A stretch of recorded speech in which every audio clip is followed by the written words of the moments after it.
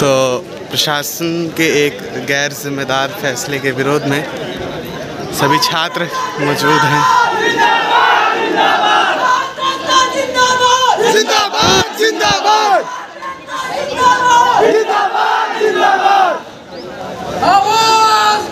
हमें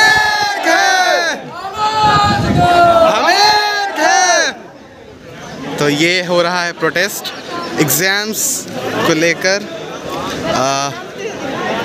online exams हमारी प्रमुख मांगे हैं, चूँकि 80% सिलेबस हम निपटा चुके हैं और पढ़ाई का स्तर बहुत ख़राब रहा था, तो उसकी भरपाई उसी पुराने ढांचे पे चलकर ही होगी।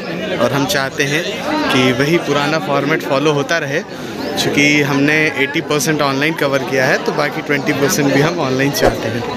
पिछला वीडियो तो ऑलरेडी देख ही रहे होंगे कि उसमें धरना प्रदर्शन काफ़ी ज़ोरों शोरों से हो रहा है। आखिर ये धरना प्रदर्शन हो क्यों रहा है पहले ये बता दें, और धरना प्रदर्शन हो कहाँ रहा है पहले ये भी बता दें। देखिए, धरना प्रदर्शन 2-3 जगह पर हो रहा है और ज़रूरी नहीं है कि एक ही जगह पर हो रहा है, 2-3 जगह पर हो रहा है। पहला तो BHU के सिंह द्वार जो मेन गेट है वहाँ पर हो रहा है। दूसरा जो धरना प्रदर्शन हो रहा है सेंट्रल ऑफिस के पास हो रहा है। तीसरा जो धरना प्रदर्शन है VC आवास जो मालवीय भवन है वहाँ पर हो रहा है। ठीक है, तो ये 3 जगह बहुत ज़ोरों शोरों से धरना प्रदर्शन हो रहा है। आखिर ये धरना प्रदर्शन हो क्यों रहा है पहले उस पर हम बात करते हैं। देखिए, धरना प्रदर्शन एग्ज़ाम को लेके हो रहा है और अपने मनमानी तरह से रीओपन कर देना इसके वजह से हो रहा है। और धरना प्रदर्शन इसलिए हो रहा है कि हॉस्टल इतना जल्दी अलॉट नहीं हो रहा है, क्योंकि इतना जल्दी रीओपन कर देना, बिना बताए रीओपन करना, और जो बच्चे 300-400 किलोमीटर दूर से आते हैं उनको वो नहीं यहाँ पर आ पा रहे हैं, उनका यहाँ पर क्लासेस कैसे चलेगा, और इस बात पर धरना प्रदर्शन हो रहा है। ठीक है, तो चलिए अब हम बातें करते हैं कि पहली बात ये बता दें कि इसमें सबसे ज़्यादा परेशानी लड़कियों को हो रहा है, क्योंकि यहाँ पर 2 ही महीना 3 महीना बचा हुआ है जो फाइनल एग्ज़ाम होने वाला है।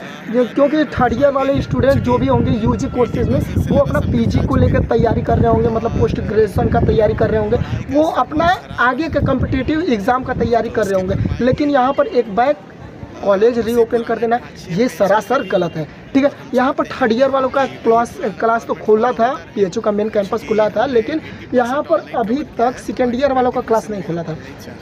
देखिए, सेकेंड ईयर वालों का क्लास खुला, बहुत सारे छात्र बनारस में आ भी गए। जो छात्र अभी मतलब दूर दूर के हैं वो अभी छात्र यहाँ पर उपस्थित नहीं हो पाए। तो यहाँ पर BHU का कहना है कि आपका 75% अटेंडेंस रहना ज़रूरी है, मतलब कि किसी भी तरह यहाँ पर आइए, आप अपना अटेंडेंस लगवाइए। केवल ऑफलाइन मोड में ही आप लोग का अब क्लासेस चलेगी, ऑनलाइन मोड पूरा तरह से हटा दिया जा रहा है।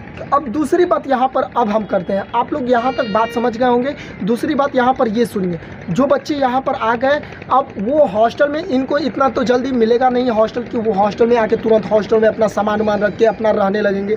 इतना जल्दी कोई भी कैंपस का हॉस्टल नहीं मिलता है, कम से कम उसमें 15 से 20 दिन का समय लग जाता है हॉस्टल अलॉट होने में। ठीक है, तो यहाँ पर हॉस्टल किसी भी फैकल्टी का स्टूडेंट हो उसको हॉस्टल अलॉट होने में 15 से 20 दिन का समय तो ऑटोमेटिक ही लगेगा, ज़्यादा से ज़्यादा 20 दिन, कम से कम 10 से 15 दिन। ठीक है, अब चलिए हम तीसरी बात करते हैं यहाँ पर लड़कियों को। जो बच्चे या बच्चियाँ जितने भी दूर से आए उसका बात छोड़िए, जितने भी दूर से आए 15 से 20 दिन रहेंगे कहाँ? पहला बात यहाँ पर उठ रहा है कि वो रहेंगे कहाँ।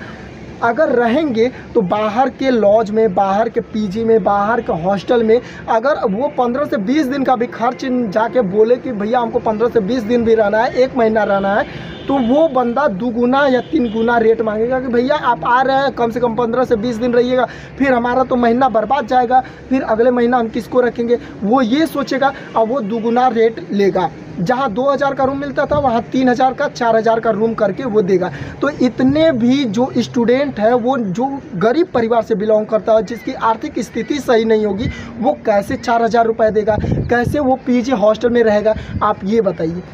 हॉस्टल तो अलॉट नहीं होगा इतना जल्दी। अब चलिए ये सब बातें छोड़िए, अब तीसरी बात हम ये करते हैं कि आपने 70 से 80% कोर्सेज पूरा करवाए हैं ऑनलाइन मोड में, और आप बोल रहे हैं कि एग्ज़ाम लेंगे हम ऑफलाइन मोड में। तो सर ये सरासर गलती हुआ ना। देखिए आप एग्ज़ाम ले रहे हैं तो आप ऑनलाइन ऑफलाइन दोनों मोड में लीजिए। जो बच्चे वाराणसी में पहुंच गए वो ऑफलाइन मोड में दे देंगे, जो बच्चे अपने अभी घर पर हैं वो ऑनलाइन मोड में दे देंगे। आप सोच समझ के जो भी कार्य करिएगा सर, थोड़ा सोच समझ के करिएगा, क्योंकि बच्चों का ना मानसिक स्थिति सही नहीं है। तो बच्चों के हित में सोच के कार्य करिए, नहीं कि बच्चों के बिना सोचे समझे कुछ भी कदम उठा दे, ये सरासर गलत है। आप एग्ज़ाम ले रहे हैं तो ऑनलाइन ऑफलाइन दोनों मोड में एग्ज़ाम लीजिए। और हॉस्टल अलॉट करवा रहे हैं तो जल्दी से हॉस्टल अलॉट करवाइए, क्योंकि बाहर का बच्चा खर्च नहीं उठा पाएगा, क्योंकि हर एक बच्चा अंबानी के घर से नहीं होता है।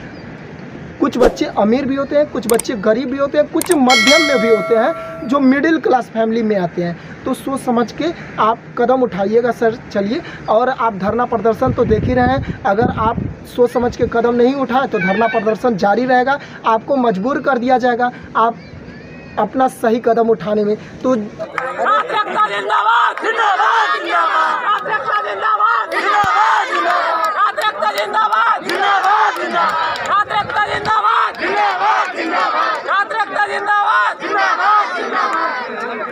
जिंदाबाद जिंदाबाद जिंदाबाद जिंदाबाद जिंदाबाद जिंदाबाद जिंदाबाद। होश में आओ होश में आओ होश में आओ होश में आओ होश में आओ होश में आओ होश में आओ। पूरी करो पूरी करो पूरी करो पूरी करो।